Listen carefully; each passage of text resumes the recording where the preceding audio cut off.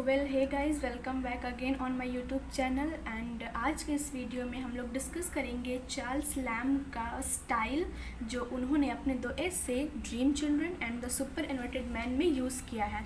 तो जो क्वेश्चन है Lamb's style in the super inverted man, ये क्वेश्चन जो है वो 2021 के CC9 के पेपर में आ चुका है।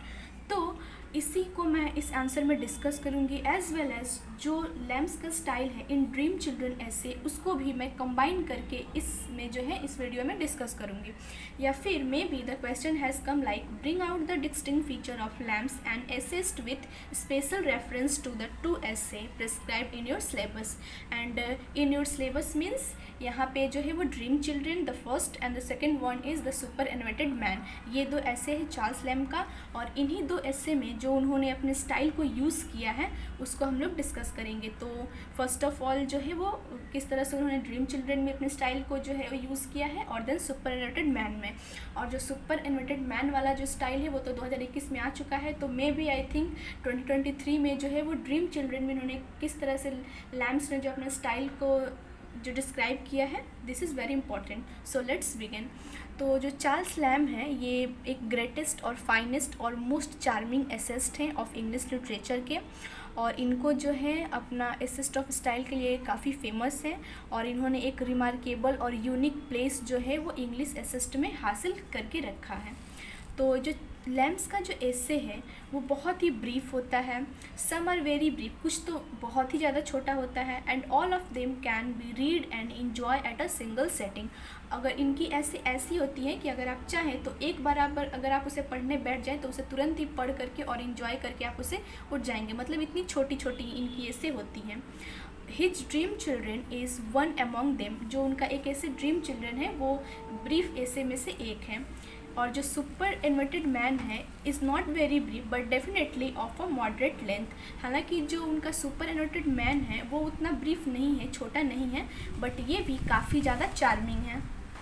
जो उनकी ऐसे होती हैं वो बेसिकली और मेनली जो है वो ऑटोबायोग्राफिकल होती है, और he achieve the first position among the personal assist, और इन्होंने जो अपना पहला पोजीशन है उसको भी असिस्ट में हासिल किया है। जो उनकी ऐसे होती है वो मेनली पर्सनल स्टोरी होती है, इनकी खुद की लाइफ की पर्सनल स्टोरी होती है, और ये चीज़ हम ड्रीम चिल्ड्रन में देख सकते हैं, जिसमें उन्होंने अपने ग्रैंड मदर, अपने ब्रदर जॉन लैम्ब, उनके भाई का नाम है, उनको उन्होंने डिस्क्राइब किया है कि किस तरह से उनका जो भाई है उनकी पैथेटिक डेथ हो जाती है बहुत ही कम उम्र में, जिसकी वजह से जो चार्ल्स लैम्ब है उनको काफ़ी ज़्यादा दुख होता है।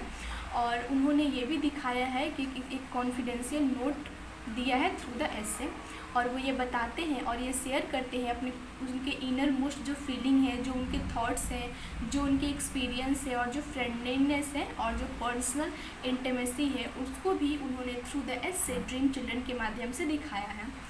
जो इनका अनदर एसे है द सुपर इन्वर्टेड मैन, इस एसे में ये रिवील करते हैं कि किस तरह से एक चार्ल्स लैम्ब जो है अपनी लाइफ का पर्सनल अपने लाइफ में वो लैमेंट करते हैं, पछताते हैं, और क्यों उसको उन्होंने जो है वो सुपर इन्वर्टेड मैन में दिखाया है।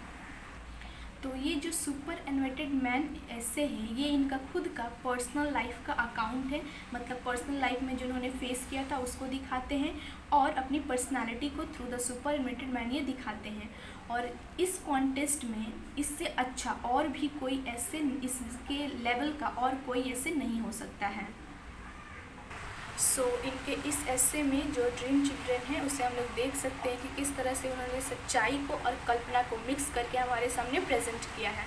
और इनका जितने सारे भी जो ऐसे होता है इसमें इन्होंने अपने खुद के लाइफ को और अपने थिंकिंग को जो है उसमें वो दिखाते हैं।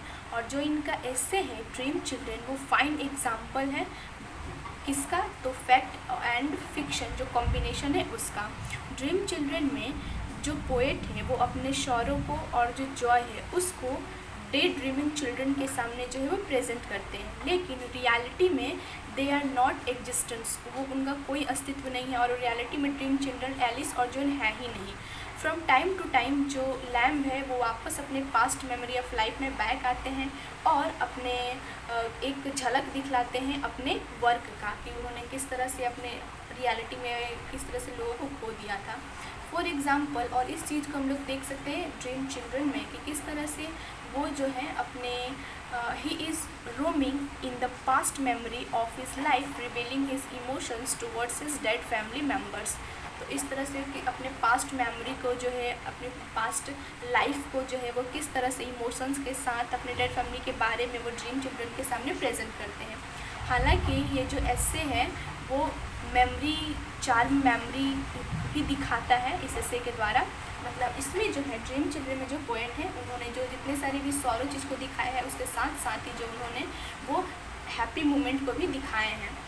और इन द सुपर एनोटेड मैन में उन्होंने पास्ट मेमोरी को जो है वो रिफ्लेक्ट किया है आफ्टर हिज रिटायरमेंट, कि जब वो जॉब करते थे और उसके बाद वो जब रिटायर होते हैं तो उनकी लाइफ कैसी हो जाती है और उस जॉब के टाइम उनकी लाइफ कैसी थी, इसीलिए उनको लैमेंट होता है। किस चीज़ से लैमेंट होता है, इसको उन्होंने द सुपर एनोटेड मैन में दिखाया है।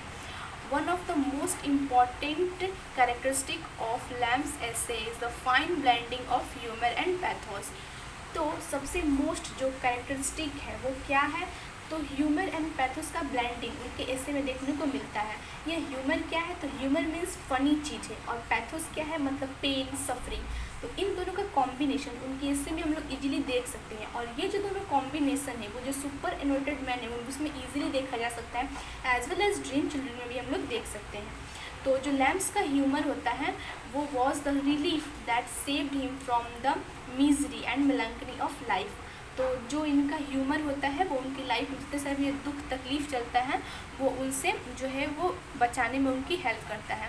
और जो उनका ह्यूमर है वो ऑल्सो कभी कभी क्या होता है वो पैथोस से साथ ज्वाइन हो जाता है। मतलब कभी कभी जो है वो अच्छी चीज़ों की बात करते करते बीच में उनको जो है अपने पेन और सफरिंग याद आ जाते हैं और उसको वो डिनोट्स करते हैं। तो इस तरह से जो उनकी लाइफ है वो पूरी पेन एंड लोनलीनेस से भरी हुई है, एज वेल एज थोड़ा सा ह्यूमर भी उनके लाइफ में वो डिपिक्ट्स करते हैं। और ये जो सारी चीज़ें हैं वो हम लोग ड्रीम चिल्ड्रन और द सुपर एनोटेड मैन में क्लियरली हम लोग देख सकते हैं। चार्ल्स लैम्ब का जो प्रोज स्टाइल है वो काफ़ी इनकॉम्परेबल है, मतलब इससे किसी और की तुलना नहीं की जा सकती है। और जो उनका स्टाइल ऑफ एक्सप्रेशन है और जो उनकी पर्सनालिटी का जो एक्सप्रेशन है वो भी काफ़ी ज़बरदस्त है और बहुत ही अच्छी तरीके से उन्होंने मार्वेलस रूप में उसे थ्रू द एसे प्रेजेंट किया है। जो चार्ल्स लैम्ब है उन्होंने अपने स्टाइल को हर एक ऐसे में अलग अलग स्टाइल का वो यूज़ करते हैं और हर एक ऐसे में उनकी स्टाइल चेंज होती जाती है।